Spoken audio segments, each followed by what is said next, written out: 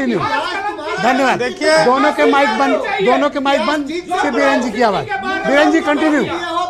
ब्रजेश जी, जब से बीरेन जी को लाइए सर, यहाँ के अलावा आवाज नहीं जा रही।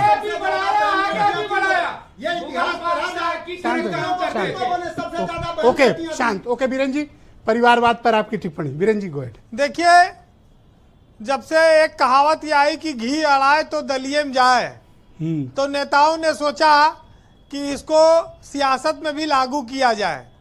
तो किसी बाहर के आदमी को नेता बनाने से अच्छा है कि अपने ही घर में नेता पैदा कर लिया जाए।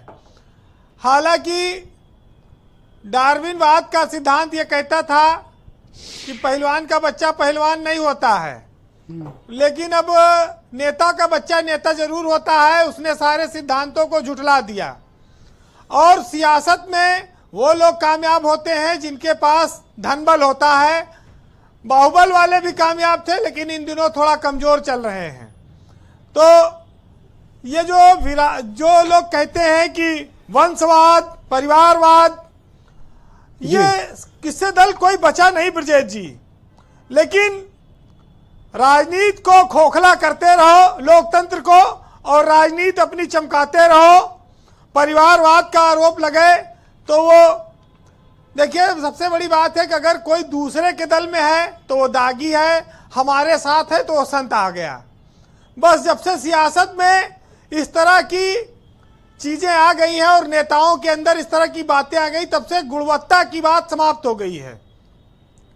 हम चर्चा जरूर करते हैं परिवारवाद पर, लेकिन जब छात्र संघ समाप्त हुए, नेता आंदोलनों से निकलने बंद हो गए, तो फिर वो नेतागिरी करेगा जिसके बाप दादा पैसा कमा के रखे होंगे या जो कोई नेता का बेटा होगा, वही कामयाब हो सकता है। क्योंकि न त्याग बचा, न चरित्र बचा, और न समाज के लिए वो जज्बा बचा।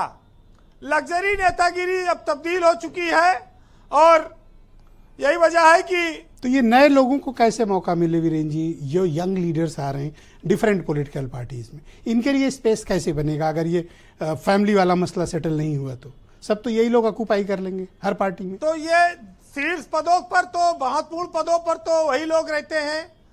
बाकी जो लोग आए हैं इधर उधर से लंबे लंबे, अब तो देखिए सियासत किस्मत की है। भीड़ बहुत है, जिसकी किस्मत अच्छी है उसको टिकट मिल गया, कोई मंत्री बन गया, ये सब चीजें चलती हैं। कोई ये कहे कि हम इससे अलग हैं तो ये भाई बात थोड़ी सी अलग, ये बात मानी नहीं जाएगी। पहले हमारे यहाँ ये होता था कि बच्चा पढ़ लिख जाए और अच्छी नौकरी करे। और एक बहुत पुरानी पिक्चर में एक गाना आया था कि पहले युवाओं की सोच कैसी थी कि भोले भाले ललुआ और खाए जा रोटी बासी, और बड़ा होकर साहेब बनेगा या चपरासी। तो ये सब बहुत आज के 60 के दशक में ये सब बातें लिखी गई। तो इसलिए लिखी गई, तब ये सोच ही नहीं थी कि सियासत में जाकर पद हासिल करना है, पैसा कमाना है और लग्जरी जीवन शैली जीना है। तो गुणवत्ता की बात होती है जी। नेता कोई बने, देश के लिए काम करे, समाज के लिए काम करे, लेकिन समस्या ये है कि जकरे कहने से घर में एक कप चाय नहीं बनत, वो अपने आप को युवा नेता और वरिष्ठ नेता लिखता है। तो ये आप तो डिस्करेज कर रहे हैं। ये सब चीजें बड़ी अजीब है ब्रजेश जी। जिस मायावती ने, जिन्होंने कसम खाई थी कि मेरे परिवार का कोई भी व्यक्ति नहीं आएगा पार्टी में, वो भी परिवारवाद से अछूती नहीं रही। सबने अपने अपने परिवार को स्थापित किया है। किसी का नाम लेना ठीक नहीं अगर नीतीश कुमार को छोड़ दिया जाए तो, और इसीलिए वो बहुत लंबे समय से कामयाब है। वैसे जी कंक्लूड करें प्लीज। ब्रजेश जी, हम लोग तो कहते हैं कि जो नसीब में होगा वो चलकर आएगा, और जो नहीं है वो आकर भी चला जाएगा। ये बात हर कोई जानता और मानता है। लेकिन भाई जब जयंत जगह ही नहीं बनाएंगे तो हमारे दुबे जी को फिर नसीब कैसे बनेगा? मेरी चिंता इनकी है। दुबे जी को तो हम लोग 30 साल से जानते हैं। लोक दल के हैंडपंप से पानी निकलना बंद हो गया, लेकिन इन्होंने उम्मीद नहीं छोड़ी।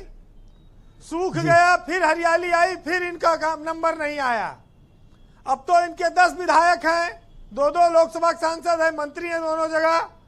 अब अभिनव हरियाली ना आए। इस डिबेट में एक ही आदमी जिसने छाती ठोक कर कहा कि 27 या 29 में चुनाव जरूर लड़ूंगा, आसिम वकार। अब किधर से लड़ेंगे ये मतलब अभी डिसाइड नहीं बताए पार्टियां कौन रहेगी। पतंग।